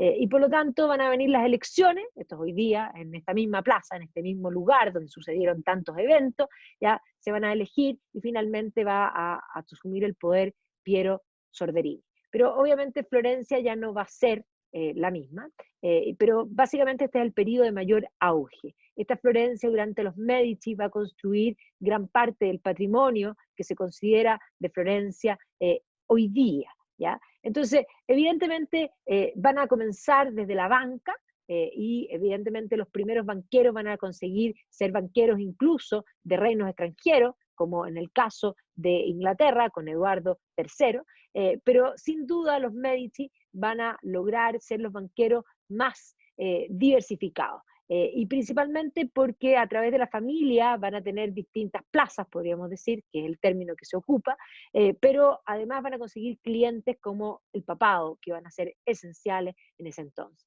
Van a iniciar igual que todos los bancos, con un banco en la plaza, transando monedas. De ahí viene el nombre, banco, banco de la plaza, porque ahí se ponían. Hasta el día de hoy hablamos de banco como término para algo que ya no es un banco puesto en la plaza, y cuando hacemos un depósito, pregunta al depósito, ¿usted quiere hacer un depósito para el banco, de este mismo banco, o para bancos de la plaza? O sea, se sigue hablando de bancos de la plaza, siendo que no hay ni plazas ni bancos, ¿ya? Sin embargo, es el término que va a quedar. Este cuadro que hace Botticelli es un cuadro que ya muestra el poder de los Medici. ¿Ya? Aquí se pone el vellón con la cabeza, la cara de Cosimo de Medici. Entendamos que las monedas, el dinero, es una gran invención del ser humano. El dinero es tomar un algo, cualquier cosa, porque podrían ser conchitas, podrían ser cigarros, podría ser lo que quieran, o sea, de hecho el medio de cambio en los campos de concentración eran los cigarros, pero cualquier cosa puede ser un medio de cambio, solo basta que nos pongamos de acuerdo de que eso significa un valor. Pero como el crédito es algo muy complejo, porque la palabra crédito significa o viene de credo, de creer. Yo te presto plata y creo que tú me vas a pagar. Y eso no solamente para el préstamo de plata, sino que también para el valor de lo que definimos como dinero, como medio de cambio. Si nosotros tomamos un billete de 10.000 pesos, ese billete de 10.000 pesos no tiene un valor real de 10.000 pesos. Es un pedazo de papel con tinta azul, ¿ya? Impreso. No tiene ese valor, vale mucho menos. Pero vale 10.000 pesos porque el Banco Central que lo emite está comprometido a que ese sea el valor por el cual se transa ese pedazo de papel. Bueno, Eso es desde el comienzo de las monedas. ¿Por qué ponían la cara? Porque para garantizar el valor de ese algo, generalmente los emperadores romanos ponían su cara porque las monedas de Roma valían en todas partes, porque Roma era solvente, básicamente, para pagar esas monedas. ¿Ya? Ahora, cuando la moneda es de oro, es una moneda que tiene un valor en sí mismo. El gran punto es cuando las monedas dejan de ser de oro y pasan a ser un metal que supone un valor que no tiene eso que se transa. Pero este cuadro ya muestra que los Medici pueden poner su propia cara. No solo eso, Botticelli va, me perdieron, pero volví, ahí volví. ¿Me vieron? ¿Me ven? ¿Me ven? Sí. ¿Me escuchan? ¿Me Ahora ven? sí. Ya, Sí. por eso. Ya, ¿alcanzaron Ahora a escuchar todo lo No, de se la congeló. moneda? Se Quedamos en la congeló, moneda de oro, el valor. Ya, o sea, ya, perfecto. Las monedas de oro tienen un valor per se, el problema está cuando ya no se usa el oro y se usa otro metal que no tiene ese valor intrínseco que tiene la moneda. Y por lo tanto, las caras de los emperadores romanos en las monedas eran las que permitían garantizar el pago. Es decir, es el respaldo detrás, es de alguna manera el aval, podríamos decir. Los billetes de dólar dicen, in God we trust, pero en realidad uno no confía en Dios, uno confía en el Banco Central que emitió ese billete, que ese billete va a tener un valor en todas partes del mundo. Entonces, el hecho de que Botticelli pinte este cuadro con la cara de los Medici en la moneda, demuestra que ellos son los garantes financieros de darle valor. Y cuando Botticelli pinta este cuadro se llama La Adoración de los Reyes, lo que aparece es Cosimo de Medici, adorando los pies del niño Jesús, pero no solo aparece Cosimo de Medici, aparecen todos los hijos Medici, cada uno pintado reconocible, ¿ya? Y por lo tanto podríamos decir, los Medici están adorando a Jesús, o este cuadro debería llamarse La Adoración de los Medici. ¿Ya? Ahí está Cosimo el Viejo, tocándole los pies al niño Jesús, y aquí están sus hijos, Piero está de rojo, Giovanni está de blanco, incluso aquí de azul está Lorenzo, cada uno está representado, Lorenzo, Giuliano, o sea, la familia entera es bendecida visitando, podríamos decir, a el niño. Entonces aquí está la dinastía, la casa de los Medici, que van a tener una importancia fundamental en la transacción de las monedas y en la construcción y en el embellecimiento de la ciudad de Florencia. Básicamente el poder económico que van a adquirir los Medici van a entender que la competencia contra las otras ciudades también tiene que ver con una competencia artística. Es en este periodo de los Medici que se va a contratar en el fondo, a Brunelleschi, y Brunelleschi, que era un arquitecto, pero que era más que un arquitecto, porque también va a ser escultor, también va a ser pintor, ¿ya? Va a proyectar la cúpula de la Santa María del Fiore.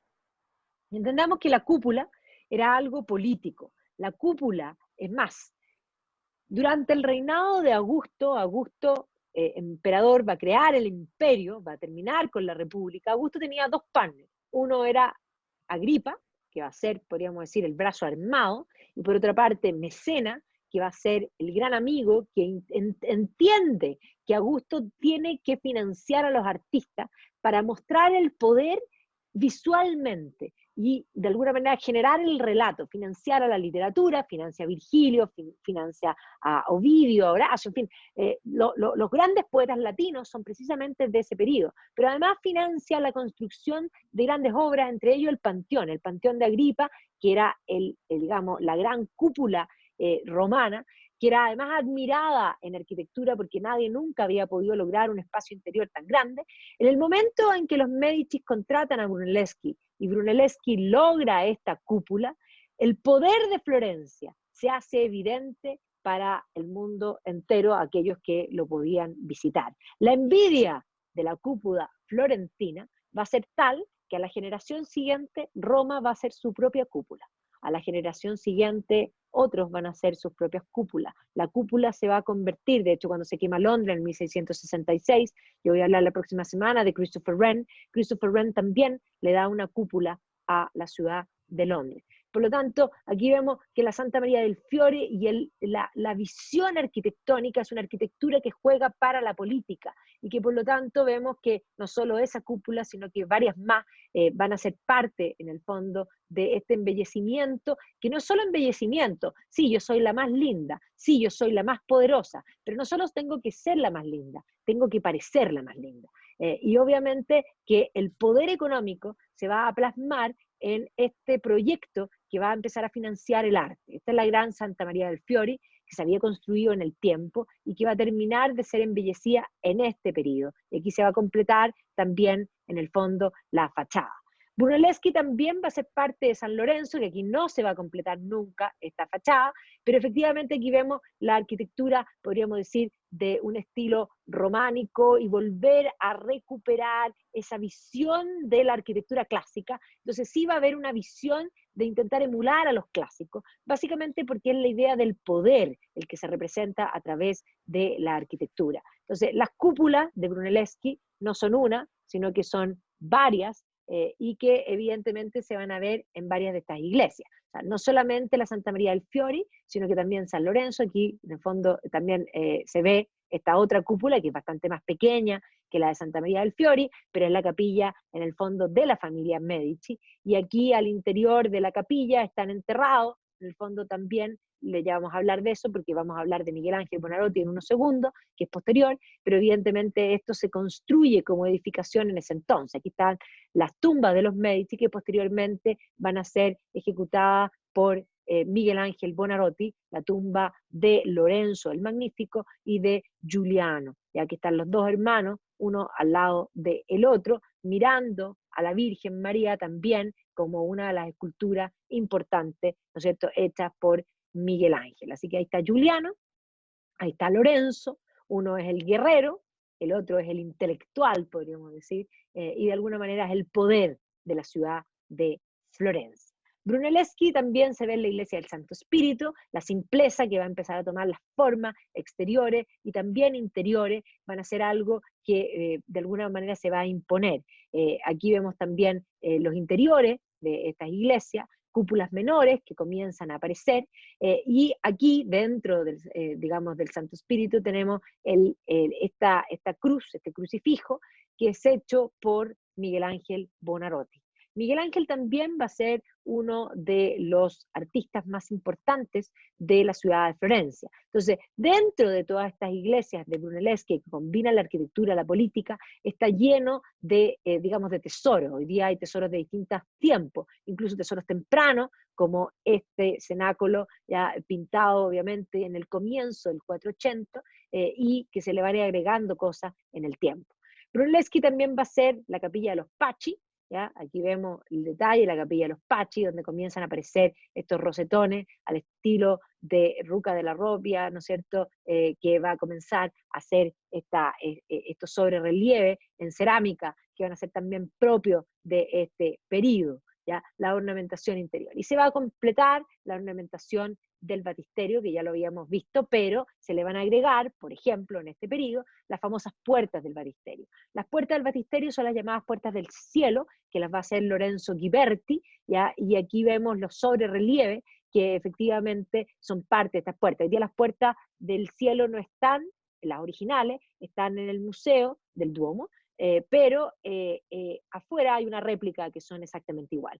Este es el periodo en que se va a enchular también el Orsa Michele, que era una especie de torre del periodo medieval, y que en cada esquina, o más bien más que las esquinas, se va a ornamentar entre puertas, podríamos decir, y ventanas, se van a poner estos nichos donde varios artistas, como podríamos decir aquí Donatello, tiene este San Marco, tiene este San Jorge. Donatello es de los primeros grandes escultores de este periodo, pero de pronto comienzan a aparecer tantos artistas, básicamente porque a nivel estatal los Medici están dispuestos a financiarlo. Así que usar el término de los Medici como mecenas, ese término que era de mecenas en la época de Augusto en el Imperio Romano, es el término que se le va a dar a los protectores de las artes. Así que aquí hay esculturas de Brunelleschi, de Ghiberti, ¿ya? Ghiberti era el mismo que había hecho las puertas del paraíso, Nanni di Bacco, ¿ya?, que es tremendamente importante, Andrea Verrocchio, que va a ser posteriormente el maestro de Leonardo da Vinci. ¿Ya? La iglesia de San Marcos, que también va a surgir y que tiene una fachada posterior, esto también tiene que haber quedado sin fachada, y esta fachada posterior corresponde ya a la época del barroco. Pero en este convento es la figura de, en el fondo, Fra Angelico, Fra Angelico, que sí, eran las tarjetas de Navidad que teníamos en la retina siempre, siempre, todas las tarjetas. Aquí adentro él va a pintar los frescos para los monjes. En cada una de las celdas de los monjes va a ser digamos, estos frescos, que están llamados para la oración, y por lo tanto es el mejor Fra Angelico, porque aquí ya se saca todo lo que es la arquitectura, toda la ornamentación y la simplicidad de este Fra Angelico, que es realmente maravilloso. O sea, aquí hay que ir de todas maneras. O sea, Fra Angelico es uno de los grandes de este periodo.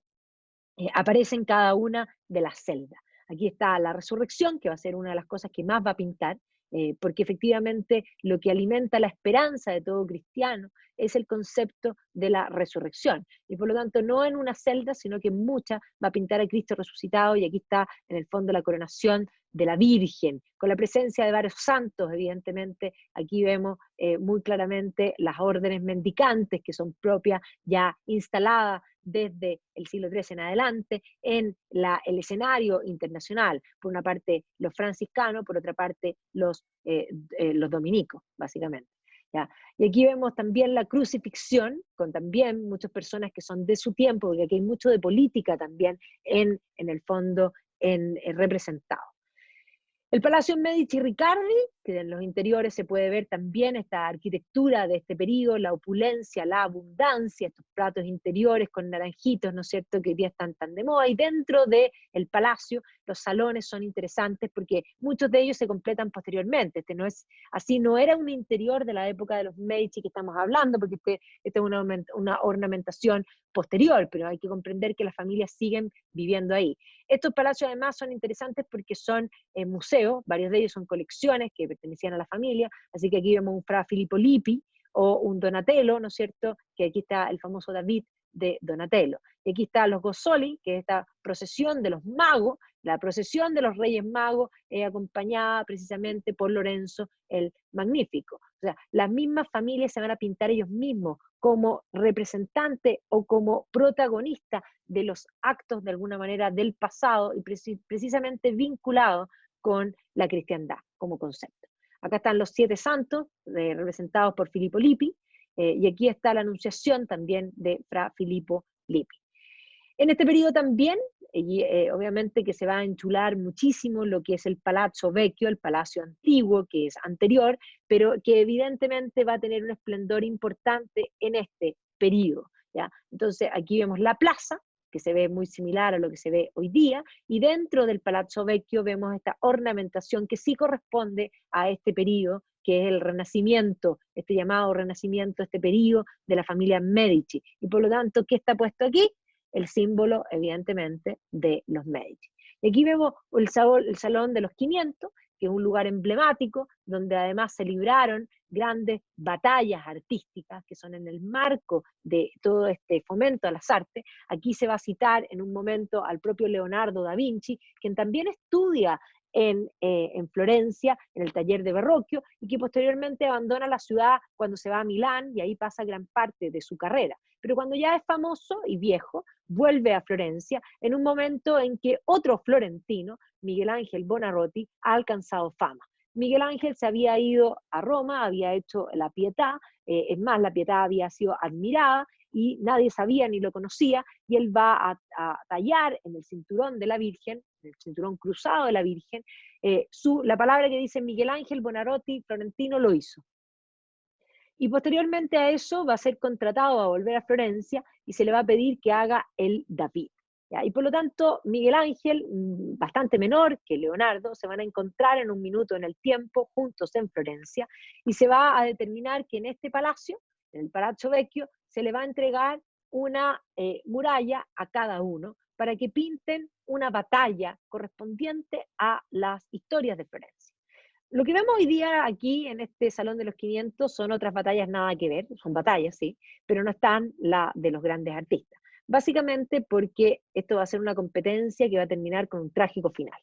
Mientras Leonardo va a pintar la batalla de Anghiari, en el fragor, en el momento terrible de la batalla, sabemos que esto era así porque va a ser pintado por, digamos, digamos, testigos presenciales que van a ir copiando los dibujos y que hace una serie de estudios, estudia los caballos, estudia los movimientos para poder hacer esta batalla. Miguel Ángel hace la batalla de Cachine, que es después de la batalla, los soldados se van a lavar al río. Básicamente dos cosas incomparables, van a competir, Leonardo se siente amenazado por Miguel Ángel, que es mucho menor que él, y que ya ha logrado ciertos, digamos, logros de gran trascendencia, y le va a comentar, le va a decir, mucho músculo. Y, Leonardo, digamos, y Miguel Ángel, molesto por el comentario, le va a contestar a Leonardo, sí, pero yo al menos termino lo que empiezo. ¿Ya? Entonces, vamos a ver cómo efectivamente esas dos batallas se van a perder, y se van a perder porque Leonardo va a poner braseros debajo de la pintura se va a caer, y Miguel Ángel le va a copiar, y básicamente fue una pugna que no tuvo resolución, lo cual es lo más sabio dentro de la historia, porque los dos son magníficos. El palacio de la, digamos, de la señoría, ¿no? Palacio Vecchio, tiene varios tesoros, en los interiores la ornamentación vale la pena ver esta arquitectura, podríamos decir, o más bien ornamentación del periodo de los Medici en un mayor purismo, ¿ya? Eso también es importante. Y afuera va a estar, bueno, el David todavía está, hoy día hay una copia, el David está afuera, precisamente, y no solamente el David, sino que este es un patio básicamente lleno de escultura, de grandes escultores que evidentemente están para coronar todo lo que es esta plaza. ¿Ya? Esta plaza con grandes detalles, fotos fabulosas. ¿Ya? Aquí vemos el rapto de la Sabina, ¿ya? Aquí está Perseo, ¿no es cierto? Y decapitando a se me fue el nombre en este minuto, a la mujer de serpiente, la cabeza de serpiente, pero ya me voy a acordar, varias de estas esculturas, no solo el David es magnífico, sino que miren por favor estos detalles, estos géneros, una cosa impresionante. Patroclo, la muerte en el fondo de Patroclo. ¿Ya? Y evidentemente que es esta intención, esta competencia artística que va a juntar a muchos distintos artistas en un mismo momento y en un mismo lugar. Y evidentemente que aquí al lado están los llamados uffici, que eran en el fondo los oficios, que eran los gremios, entendamos que esta ciudad parte con el gremio de la lana. Y aquí al lado están todas estas esculturas de estos personajes, en el fondo célebres, y entre ellos, obviamente, también Nicolás Maquiavelo, ¿ya? Quien va a teorizar sobre la política y que va a darse cuenta que la moral y la política suelen estar separadas. ¿Ya? Esta es una vista desde los Uffizi hacia el Palazzo Vecchio, y evidentemente que los Uffizi es un lugar que sí hay que visitar, porque aquí hay muchas colecciones de muchos de los artistas que corresponden a este periodo. ¿Ya? Muchas cosas, hay cantidad de cosas, o sea, los Uffizi hay que tomarse más que bien, hay que saber qué es lo que uno quiere buscar para ver, porque de lo contrario se convierte en algo que marea. Hay una cantidad de tesoros artísticos, de tanto escultura como pintura impresionante. Pero si me preguntan a mí dónde hay que detenerse en los Uffizi, sin duda son en los salones de Botticelli. ¿Ya? La primavera de Botticelli es un must. O sea, hay ciertos puntos, highlights, que son inmemorables. El nacimiento de Venus, de Botticelli, que son los dos más grandes y podríamos decir donde todo el mundo para. Pero al lado de eso, al frente está la Anunciación de Botticelli. A mí Botticelli per se me fascina. Por lo tanto, creo que aquí hay una colección de varios Botticelli juntos, y hay que dimensionar que Botticelli se va a cuadrar con Savonarola y que va a quemar sus cuadros. Por lo tanto, cuánto Botticelli se perdió hace que ver esta belleza uno considere que el pecado más profundo de la República de Savonarola, o más bien de la teocracia de Savonarola, va a ser la hoguera de las vanidades. ¿Cuánto arte se perdió? Uf, sin saberlo. Aquí también está este cuadro de Verrocchio, que es el primer cuadro de Leonardo, donde pinta este ángel.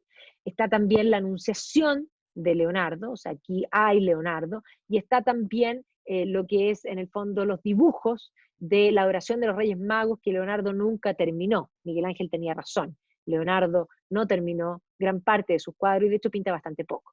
Está este famoso cuadro de los duques de Urbino, que él solo lleva a convencernos de que él era feo y ella también, ¿ya? Pero él era muy feo, sin lugar a dudas.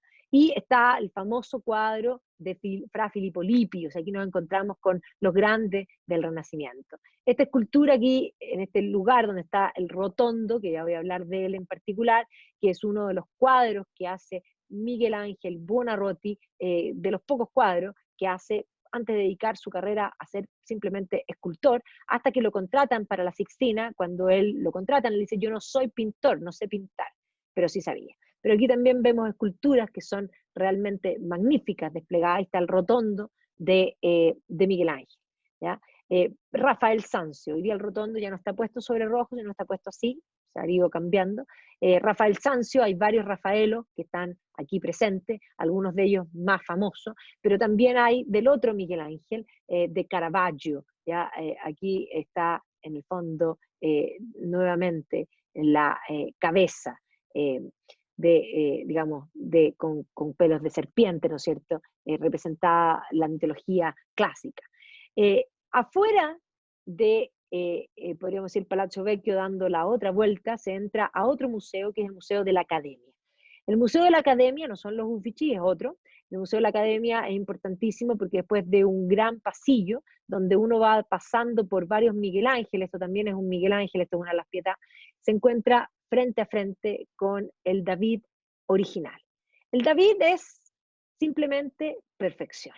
Dan ganas de llorar. Cuando uno lo ve, uno dice: il divino. Así lo llamaron en vida, pero la verdad es que Miguel Ángel Buonarroti es sorprendente. Vale la pena, si ustedes me preguntan a mí, Florencia como ciudad, sí, de todas maneras. Podríamos no entrar a los museos, pero no se puede no entrar a la academia, porque más importante que todo es ver este David. Y además hay varias cosas más que son fundamentales, pero el David es una experiencia simplemente religiosa. O sea, la academia tiene una colección también grande, y aquí están también todas las obras que están afuera. O sea, uno puede ver al David afuera, pero ese no es el original. Y puede ver todas esas esculturas afuera del Palacio Vecchio, pero no son las originales están dentro del palacio. Así que un capítulo muy importante de la ciudad de Florencia es precisamente Miguel Ángel, y aquí vemos desde el crucifijo del Santo Espíritu, que es la única obra hecha en madera, pasando también por la Pietà del Duomo, que está en el Museo de la Ópera del Duomo, es decir, hay que entrar y está esta Pietà que se llama la Pietà del Duomo, y esta Pietà palestrina que está a la entrada de la, digamos, de la academia. ¿Ya? También la fachada de San Lorenzo, que no la tenemos, la proyectó, y efectivamente hay maquetas de esta fachada que nunca se completó y nunca se hizo. Pero también está la Biblioteca Laurenciana, donde Miguel Ángel también va a participar en la ornamentación y va a participar también en cómo se ven las murallas, en el fondo, de conexión a la biblioteca, y esta escalinata de la Biblioteca Laurenciana, que la biblioteca per se, siempre las bibliotecas son preciosas de ver. Otro lugar que hay que ver es el Palazzo Pitti, hay que cruzar hacia el otro lado, un gran palacio, otra gran familia, y que hoy día tiene una gran colección artística. Que evidentemente cuando uno se ha pasado viendo museos, por eso yo aquí digo que depende cuántos días tengan en Florencia, pero si tienen pocos días en Florencia, los Uffizi y la Academia serían los lugares primero a visitar. Pero evidentemente si hay más días, visitar el Pitti, que tiene distintos tipos, distintos salones, distintos tiempos, es interesante como palacio, pero también como colección, ¿ya? Y aquí hay Rafael Sanzio, ¿ya? Precisamente está este Rotondo, importante, varios Rafael Sanzio, aquí está la Madonna Velata, que también es importante, Fra Filippo Lippi, ya con algunas de sus obras que están combinados en el fondo con otros grandes artistas. ¿Ya? Por lo tanto, la colección del Pitti vale la pena, los jardines del Pitti sí valen la pena. Así que esta Florencia de los Medici se puede ver todavía. Y bueno, va a caer Florencia en manos de los de Savonarola, ya como Savonarola va a condenar digamos, el pecado de las vanidades, va a llamar a quemar en la hoguera de las vanidades todo esto, digamos, este arte pecaminoso que se había instaurado, este lujo excesivo que se había instaurado por el bienestar económico impregnado por la época de los Medici. Y aquí está presente todavía Savonarola en las plazas, que es una plaza que tiene una escultura, y precisamente Savonarola va a ser quemado en esa plaza. O sea, también hay que tener conciencia de cómo el fanatismo y cómo esos lugares, porque uno pisa esta plaza y se olvida de sus pedazos de la historia.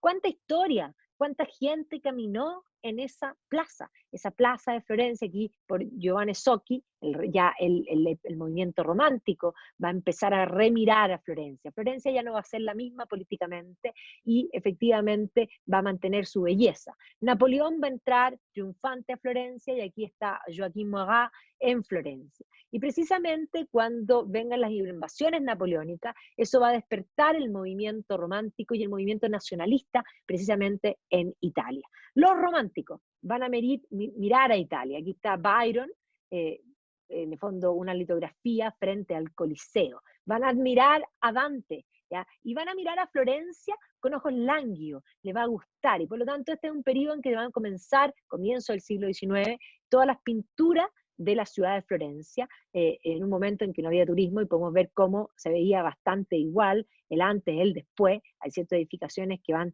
también desapareciendo, pero todas estas litografías van a aparecer precisamente durante el siglo XIX, que es un periodo que admira precisamente a Italia. Los mismos británicos viajaban a Italia en el famoso Grand Tour, ¿ya? Y este Grand Tour implicaba visitar, evidentemente, también la ciudad de Florencia. John Ruskin, uno de los grandes estéticos, filósofo del arte y político también, creador probablemente padre del socialismo laborista, de alguna parte podríamos decir británico, va a pasar su periodo en Florencia y en Venecia, sobre todo en Venecia, pero también en Florencia, va a escribir sobre sus mañanas en Florencia, va a pintar las vistas de Florencia, y también va a surgir la fotografía, por lo tanto Florencia va a ser admirada en el tiempo. Bastante, vemos todas estas fotografías de aguerotipo que se ve muy igual a lo que vemos hoy día. Las vistas también eran precisamente las mismas. Aquí vemos como que el tiempo se hubiese detenido. Ya, evidentemente en ese entonces las puertas del paraíso eran las puertas del paraíso y no estaban adentro del museo, no se había hecho ese trabajo de cambiar. Pero los rincones de Florencia se ven muy similares. Aquí está el Orsa Michele, aquí está Santa Croce, ¿no es cierto?, con Dante afuera. Y los británicos van a admirar a Florencia, y precisamente uno de los poetas laureados de la época victoriana, que se llama Robert Browning, se va a ir a vivir a Florencia junto a su mujer, que también es poeta, Elizabeth Barrett. Ya este matrimonio Browning-Barrett van a vivir en Florencia porque ella tenía problemas de salud, y por lo tanto el clima italiano le hacía bastante mejor. Y por lo tanto el cementerio inglés en Florencia es bien interesante, porque aquí hay varias celebridades, pero también hay varias partes. Están obviamente Robert Browning, no, ella va a estar enterrada ya, pero Robert Browning está enterrado hoy día en San Paul. Ya está la tumba de Robert Browning en San Paul. Pero este cementerio protestante tiene varias cosas impresionantes. Los cementerios son siempre interesantes. Me encanta esta escultura, la muerte ciega, de alguna manera podemos ver. Pero aquí vemos cuánto victoriano, de alguna manera, está en Florencia. La admiración por la ciudad era inmensa. Y eso explica el por qué, cuando se produce la unificación italiana, los ojos del mundo estaban en Florencia. La república que se instaura, que no puede tomar Roma, decide establecer a Florencia como capital. Así que Florencia se va a convertir en la capital de la República, y aquí está la instauración de la República, y se va a construir esta plaza de la República en este periodo, y evidentemente se van a erigir todas las esculturas de este momento. El siglo XIX, aquí vemos finales del siglo XIX, comienzo del siglo XX, ya la sociedad de consumo y de abundancia, la modernidad, los tranvías que aparecen en Florencia, estas fotos coloreadas que nos muestran esta dimensión. Entonces, para 1900, Florencia era un lugar para ir a consumir arte, podríamos decir, porque evidentemente era parte. Aquí vemos cómo durante la guerra, hay que comprender que durante la Segunda Guerra Mundial, Italia va a pelear una guerra civil en el marco del final de la Segunda Guerra Mundial. Mussolini va a instaurar la República de Salò en el norte, y se va a instaurar en el fondo una Italia liberada con Badoglio y con los americanos en el sur, y se va a pelear literalmente una guerra civil. Así que Florencia sí va a sufrir bastantes daños, no como otras ciudades, pero sí va a sufrir daño, y esto es en el fondo la posguerra en la ciudad de Florencia. Pero va a resurgir con la posguerra y va a emerger siempre bella. Es más, todos cuando vimos, no sé si vieron esta película y si no la han visto, véanla porque es extraordinaria. Se llama Una ventana con vista, en realidad, es en el fondo Window with a View, ¿ya? Y efectivamente es este romance creo que es la Emma Bonham Carter, bien jovencita, pero lo más impresionante son las vistas de Florencia, porque eso rescata este concepto de esta ciudad tan fotográfica que ha vuelto a estar hoy día en la serie, porque se han hecho varias series sobre los Medici, que vale la pena verlas las dos, realmente extraordinario, además que con Rob Stark, como digo yo, de Game of Thrones, y con Dustin Hoffman vale la pena, ¿ya? Pero vemos cómo se han hecho series de los Medici grabadas precisamente en Florencia y otras ciudades italianas, porque no todo está grabado en Florencia. Pero vemos también en el fondo como la precuela del Silencio de los Inocentes también va a ser grabado en Florencia. Y también todas estas historias vinculadas con el famoso Código da Vinci van a ser grabados en la ciudad de Florencia. Una ciudad inmensamente fotográfica, perdido en Florencia, un amor en Florencia, que evidentemente Florencia llama al amor. Ahora, cuando uno va en verano o cuando uno va en Semana Santa, como fuimos nosotros la última vez, esta es la realidad de Florencia. Por lo tanto, la plaza, las posibilidades del café son nulas, cruzar el Ponte Vecchio es algo prácticamente imposible. Pero a pesar de eso, sigue atrayendo a muchos famosos, el team con Dan Brown cuando grabaron, en el fondo creo que fue Inferno, o digamos una de las partes del Código da Vinci. Aquí vemos a Beyoncé sacándose la selfie, ella misma, con la Santa María del Fiori, a Justin Bieber sacándose y posteando las fotos en Florencia. Florencia es fotográfica. Y por eso todos nos vamos a sacar la foto que corresponde. Así que la próxima vez iremos todos juntos, nosotros no virtual, y nos sacaremos la foto ahí, ¿ya? Pero vamos a tratar de ir en invierno, para que no haya tanto turista y podamos recorrer las calles tranquilas. ¿Ya? Libros varios, ¿ya? Sobre la biografía de la ciudad, o sea, la ciudad tiene una biografía, una historia tremendamente interesante, que evidentemente tiene un periodo de auge, que es el auge de los Medici, pero tiene más historia que simplemente los Medici. Así que, evidentemente, sobre la ciudad se ha escrito bastante, y evidentemente que aquí podríamos cruzar con la bibliografía, que es la historia de los Medici mismos.